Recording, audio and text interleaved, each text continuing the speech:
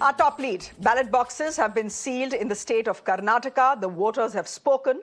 And now we wait for the results. 224 assembly seats in the state that saw a very hot contest. The majority mark is 113. The question is, will any party manage to get it? Karnataka has a history of hung verdicts, and this election has been predicted to be a very, very close one. Will the BJP beat history in a state that has never voted in an incumbent? Is this an election for the Congress to win? The voting percentage in the state is a healthy 70%. Does it mean advantage Congress? Well, that is what exit poll numbers seem to be suggesting. Slight advantage for the Congress party in a fight that is almost neck to neck. Essentially a hung assembly in keeping with the best traditions of Karnataka's culture, political culture. Okay, no more gyan from me. Let's quickly put out the poll of polls for you. But before that, might I add from experience that exit polls have a very bad habit of getting it all wrong very often. So just take them with a pinch of salt. And if you remember in 2018, the exit polls had gotten them completely wrong. The numbers on your screens now, let's quickly put them out. Times Now, ETG, predicting that the Congress has touched the magic number of 113. The BJP, they say, will get around 85 votes. A similar prediction is being made by Z News Matrice. They are saying that the Congress is likely to get between 103 to 118 seats. The other numbers on your screens, Jan Ki Baat giving the BJP 106, the Congress 99. TV9 is giving the BJP 93 and the Congress 104. And Republic TV, quickly take a look at what Republic TV is giving us. Republic TV again giving the BJP 85 to 100, the Congress 94 to 108, and the JDS, which then in this equation and this scenario becomes very, very important, some 24 to 32. Overall percentage, what's the overall percentage? 84 to 97 for the BJP, 98 to 111 for the Congress party, and 23 to 60 for the JDS, which means what? Which means that by the looks of it, this is going to be a hung assembly, and the JDS, as was being predicted, is very well poised to play the kingmaker. Again, as I said, these are exit polls. Just take them with a pinch of salt. The real numbers will be out only on the 13th. Before I go to our reporters who are joining us from the ground, let's quickly listen in to what the present Chief Minister of the state, Mr. Bommai, is saying. Absolutely confident about the BJP's win. He's saying, all right, the exit poll numbers are one thing. We know that we will not need any help. We are taking Karnataka to the bank. Listen in to the Chief Minister.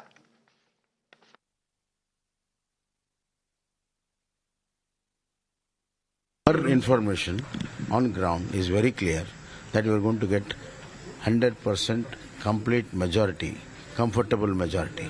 And the real poll results will be there on 13th. I think everybody should wait till 13th.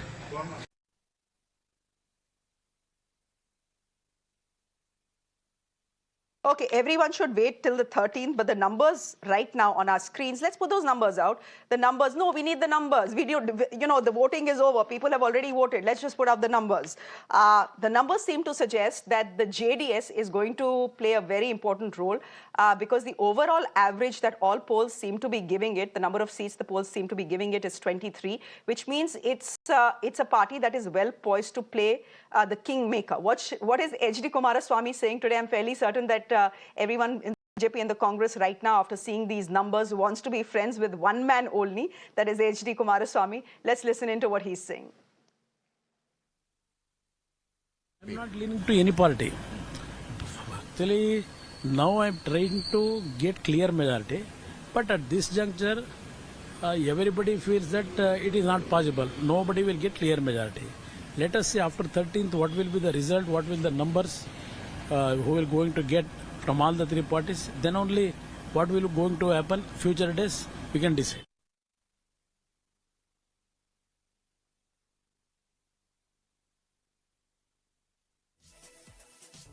This evening. Let's quickly go across to our reporters who are with us as well. Madhav is joining us, Deepak joins us, Imran joins us, and Neha joining us as well. Imran, I believe you have some people with you. Go ahead. I think I should come to you first. Shouldn't keep the Janta waiting today.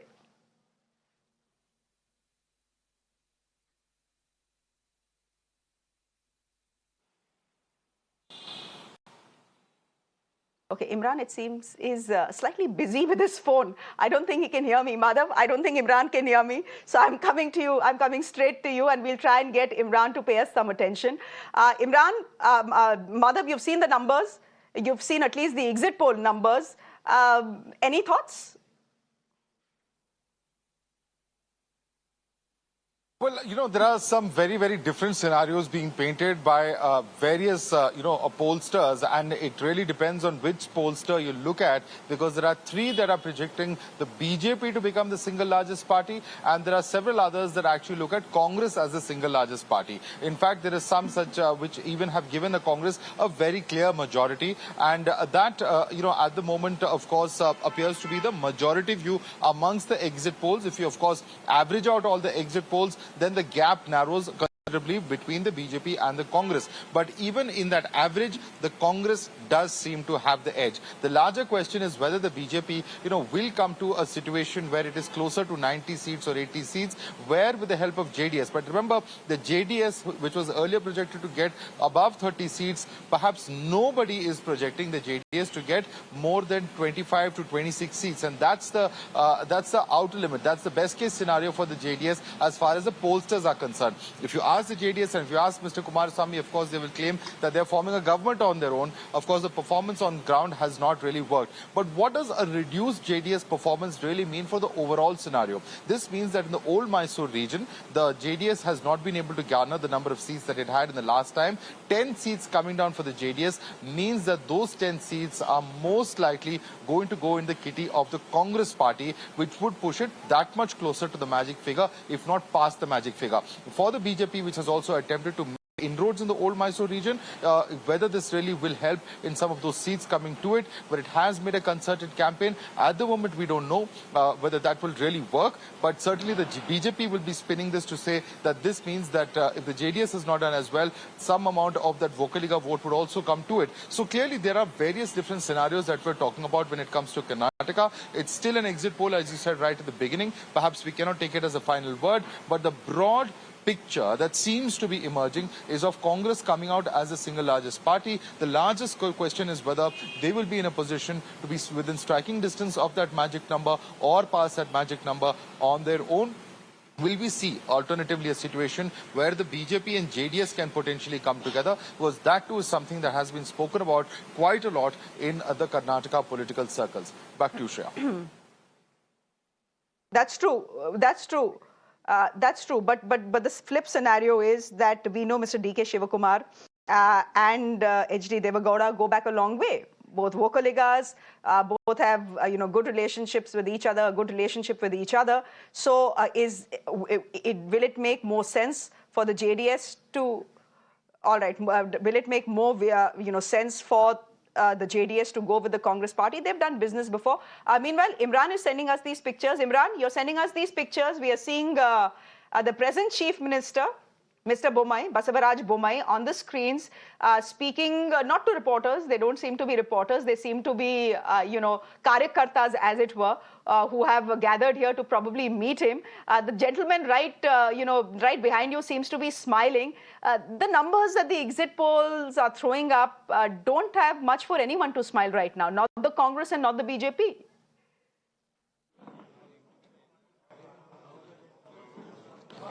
Well, Congress is upbeat about their numbers. They say that they are forming the government and they're confident about it. We earlier, just a few minutes before, we took the question to the Chief Minister, what is it felt about the exit poll, especially the Times Now and Mirror Now's exit poll, the channel's report come out. He said that together I said that exit polls are exit polls. He feels that the truth is not, it is a plus or minus here and there, and the true numbers will come out in May 13. We'll also like to go across and ask him the question. Just a second, sir. Sir, 1 second. Sir, just for editor Shreya Dhoundial, sir. Editor Shreya Dhoundial wants to ask a question, sir. What do you feel about the Times Now's exit poll? Shreya Dhoundial, our editor, is online. So what do you feel about it? Times Now exit poll, I think there is some small error in the whole thing, because exit polls are very urgently done. And however, having respect for all the surveys, I want to mention that certainly BJP will come on its own comfortable majority. In previous also, a lot of exit polls have been proved wrong. This time also it will be proved wrong. So one more question, sir. Our editor is asking, if there is a hung assembly, will we going to for JDS? There is no question of fungus. That is not in our listing. These are all hypothetical questions, and I will not answer this. You will come back to power, your confidence, sir? 100% I will come back to power with our own majority. There you heard Shreya, CM very clearly saying that they'll come back to power on its own. There is no question of any hung assembly and not going with anybody else. He still say that he respects the exit polls, but what he's saying is that the exit polls are exit polls. They are not true numbers. The true picture will come out on May 13. But as you know, all the exit polls are showing at least an edge for the Congress party, and the Congress party is gung-ho about it. All right, Imran, thank you very much. Imran there managing, get hold of the Chief Minister of Karnataka and get him to react to all exit poll numbers that are coming in to us, specifically the one that the Times Network has put out, giving 113 to the Congress party. But the question, if you look at the numbers on your screens, the question you may want to ask yourselves is, have all pollsters played it safe? Deepak? You've covered this election extensively. I'm not asking you to come up with your own exit poll numbers. We know that is an exercise fraught with risks, as it were. We don't want to put our head on the chopping block. But do you get a sense after seeing these exit poll numbers that everyone's just tried to play it very safe?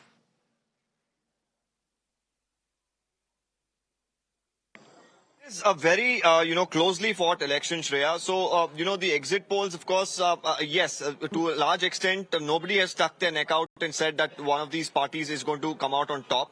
But the question is, if the exit polls are predicting right, and if it is going to be a hung assembly, it's a very precarious situation. Now, as far as Mr. Kumaraswamy is concerned, now he would want to become the chief minister. Now, you should look at what's been happening over the last few months. As far as the Congress is concerned, they have two people who want to become the chief minister at any cost, be it Mr. Siddaramaiah or Mr.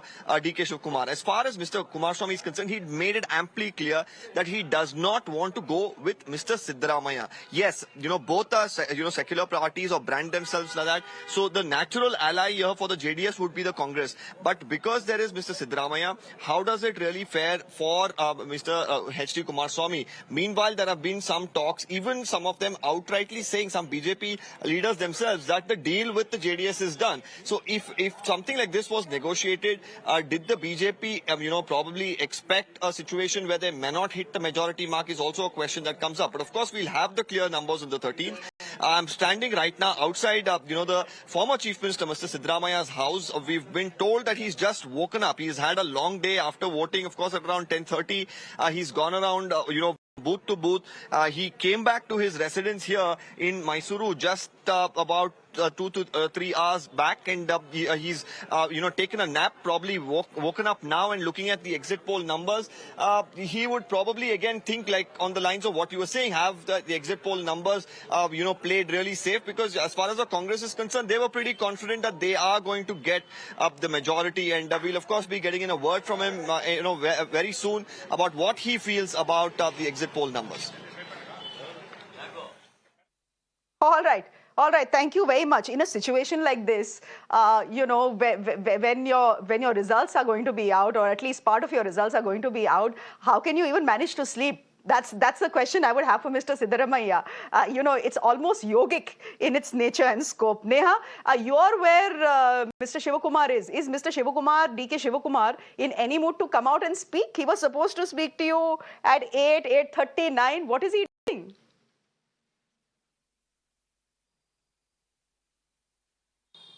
Well, Shreya, of course, watching the exit polls from your constituency, and given the fact that, you possibly have an edge here as per the preliminary predictions, is obviously a whole other experience. We've seen Mr. Shivakumar touring the whole of Kanakpura constituency today, and it seems like, he's still not gotten back to Bengaluru. He's still in Kanakpura. He's not left from there, is what we're picking up.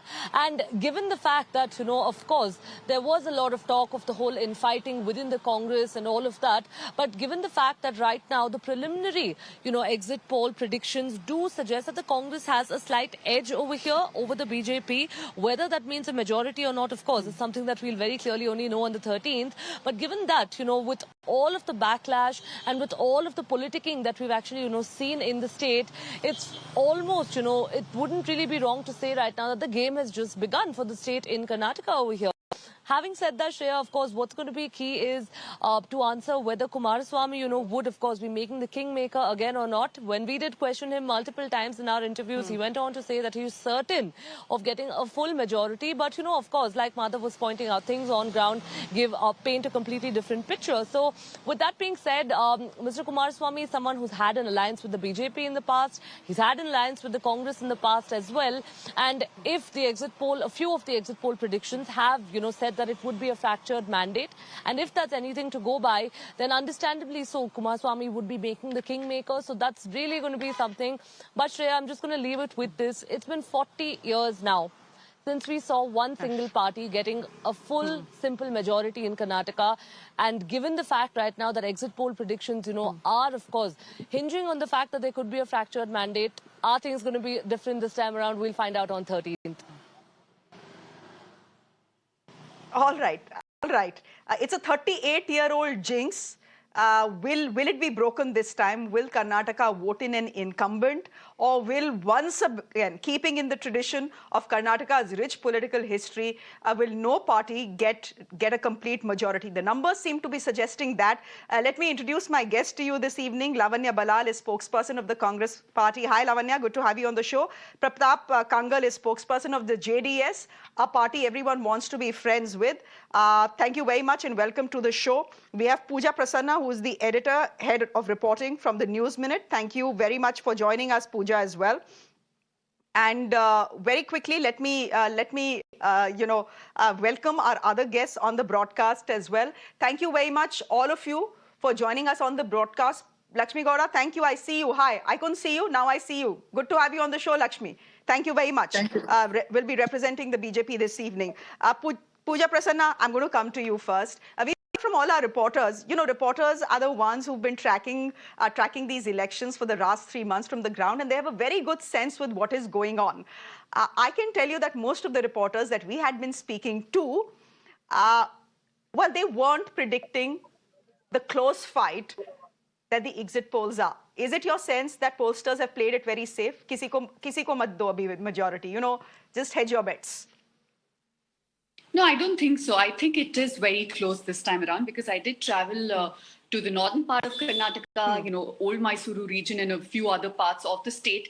And it was very difficult to get a sense of which way the voters will eventually sway, because this was an election without a wave, I would say, because yes, there was a huge anti-incumbency, but the votes were being sought in the name of Prime Minister Modi, not so much the local BJP unit.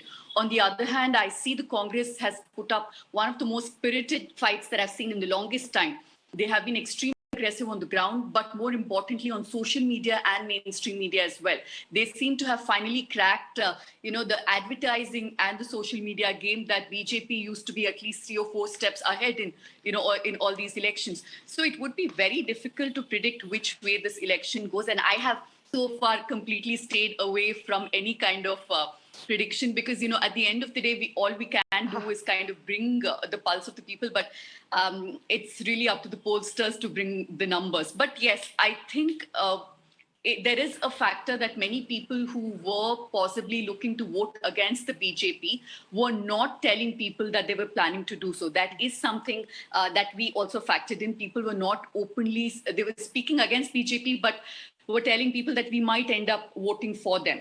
So in view of all that, yes, it does look like it's back to resorts for reporters here in Karnataka, and JDS will be an important ally. Just one last thing, from what we picked up in Pratap could possibly elaborate on this, is this time around the JDS might not want to join hands with the BJP, given the bitter experience both parties have had with each other between 2006 and 8.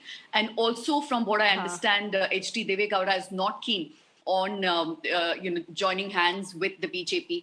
So it remains to be seen whether Congress will manage to sway them. So is resort politics the last resort for Karnataka? Possibly. Pooja, that's what you are telling us. The question was for Pratap. In fact, it's a good question, and I should go with that too. Pratap Kanagal, who is joining us on the broadcast, spokesperson of the JDS. Pratap, everyone wants to hear what the JDS is. All right, just on time. Just on time. I think we have lost our connection to Pratap. We'll try and reconnect with him, because I think what the JDS says today will go a long way in determining who forms the next government in Karnataka. Lavanya Ballal, this was an election technically, on paper, given history, given the 38-year jinx, etc., etc. This is an election for the Congress to win. But it seems from the numbers on our screens, you will not have a full majority.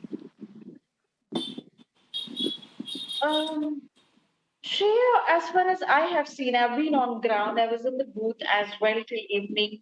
It just closed at 6 o'clock. I have to say, the numbers are very, very positive, and not all these numbers that we see on the screen are correct. I would say they are off the mark. And I mean, I've seen 2018 numbers as well, which predicted quite positive result for Congress, which did turn out to be true. But I feel, because of the work and of the things that I've heard from across the state, it is looking very positive for the Congress, and we will be forming the government. Karnataka deserves a single party government, and I think we are going to provide that. Well, it certainly does. And I think all journalists in Karnataka deserve a clean and clear verdict as well, Pooja, because you don't want this election to be stretching on till August, as is being feared by the journalists there in Karnataka. Spokesperson of the BJP, thank you very much, Lakshmi Gowda ji, for being with us. Any views on the numbers? I mean, Mr. Bommai, your leader, is very confident that forget the numbers. We don't care about the numbers. The numbers can say what they want to. We are the ones winning this. Where is this confidence coming from? Although, might I add, I'm not one of those journalists who studies body language very closely. But if anyone was to be looking at the body language of Mr. Bommai when he was making those comments to Imran live on this show, they'd say, oh, he didn't look too happy. His words were very confident. His body language wasn't. As you had rightly said, these survey reports are not so much real. They are not very much near to the truth also. As we are expecting, our BJP government are getting required majority, required mandate, required to form the government this time also. We are going to form the government again. As you have told me again about the CM of the Karnataka, I might be tired so much with the electoral process altogether. I seem so much tired, not so much in distressed or lost hope about the election. He has not lost hope of the results also. We are expecting the results. I'm in clear majority on 13th of this month, and we are again going to form the government. So we are so much confident of winning the magic, surpassing the magic number this time too. We are going to form the government. There wouldn't be any sort of hung assembly. We don't require JDS party. JDS wouldn't be poised to play the role of kingmaker this time as played all these years. We are going to form the government again, Shreya. You are going to form the government again, and you're telling me that you won't even need the help of the JDS. Now, just when we need the JDS has gone missing, not just on the Congress and the BJP right now, but even on us. Let's see if we can try and reconnect with the JDS spokesperson. But Pooja, you're saying the election is close. Look at how the BJP has played it. As I said, this was an election for the Congress to win. Technically, on paper, they have gone vocal for local, hyper-localized campaigning. They largely stayed on track. They largely stayed focused. They put up a good fight. And then towards the end of the election, fag end, slug overs, comes Prime Minister Modi and brings in Bajrang Bali. Is that what has changed things on the ground, or was it a close fight to begin with? No, I don't think so. I don't think this Bajrang Bali issue has had a great impact, perhaps in the coastal part of Karnataka, but then, coast is always leaning towards BJP, at least the last 10, 15 years. Because I did, visit a few places where the BJP had organized protests in temples, particularly where, they were going to chant Hanuman Chalisa. And the crowd I saw there were mostly of BJP leaders, VHP and Bajrang Dal leaders. So that issue did not resonate too much, which is why perhaps the BJP dropped that issue very quickly and moved on to the next one. But I think, look, one thing, if at all, these numbers do stand, one thing becomes very clear that Congress does have an edge over BJP.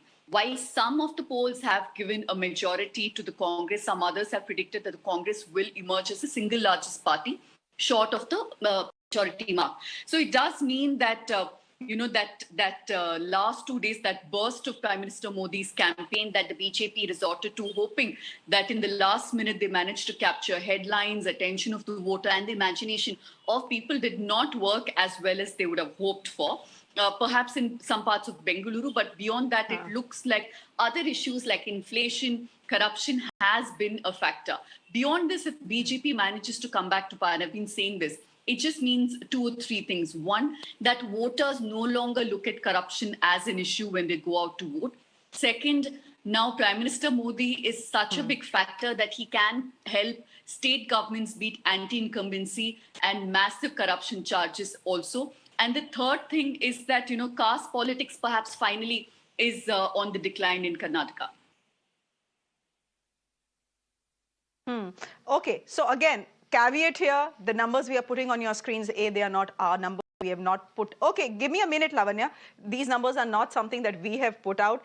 It's too dangerous an exercise, as I say. I remember last time, and I think there's someone on the panel who's already pointed it out, that in 2018, exit polls had got it completely wrong.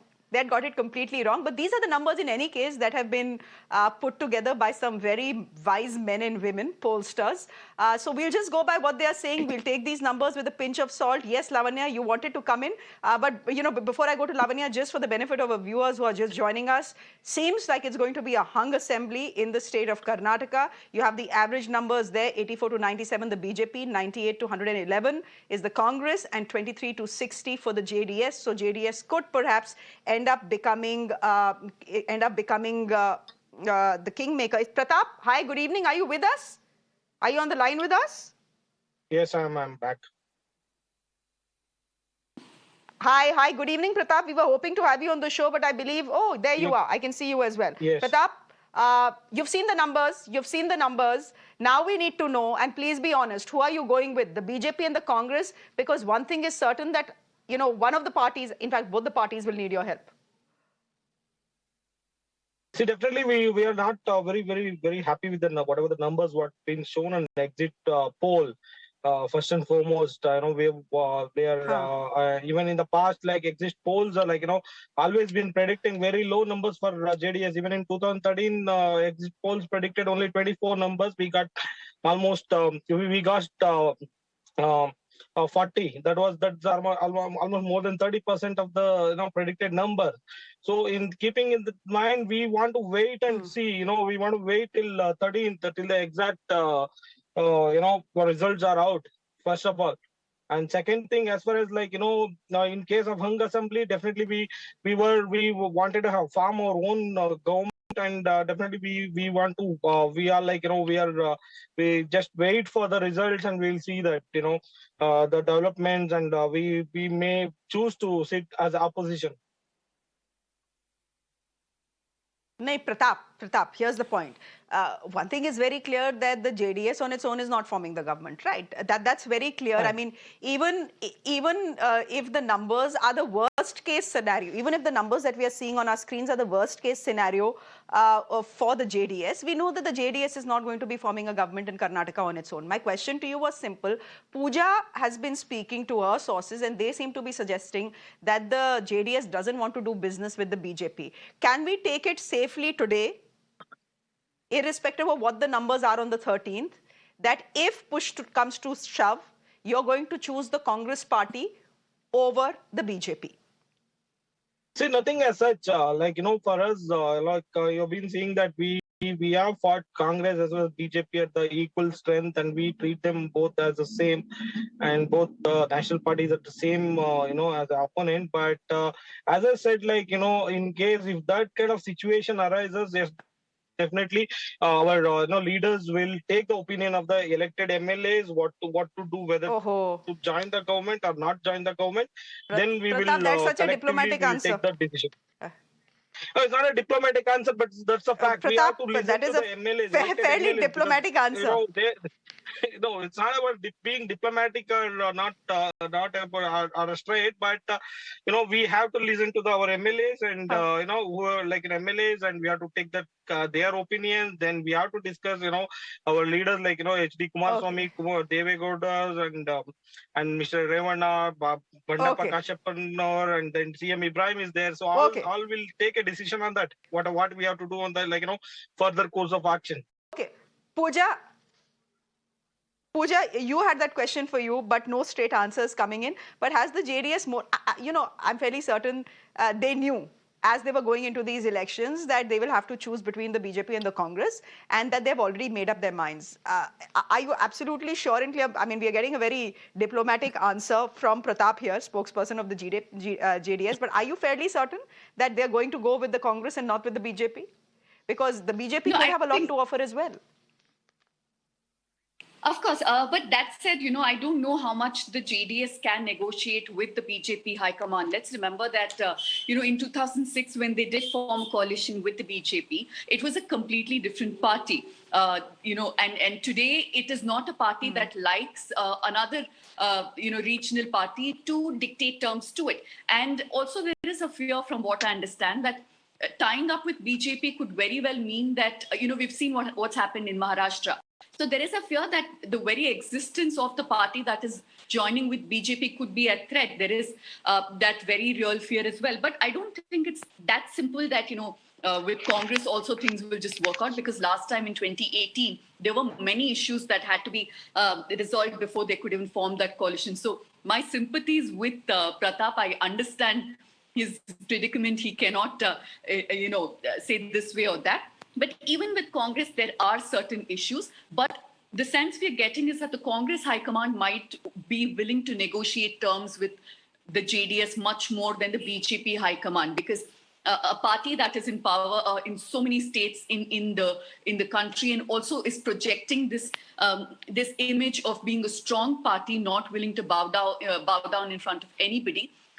Will not want to negotiate or perhaps even allow Kumaraswamy to, let's say, become the chief minister like the Congress allowed them to in 2018. So these are issues.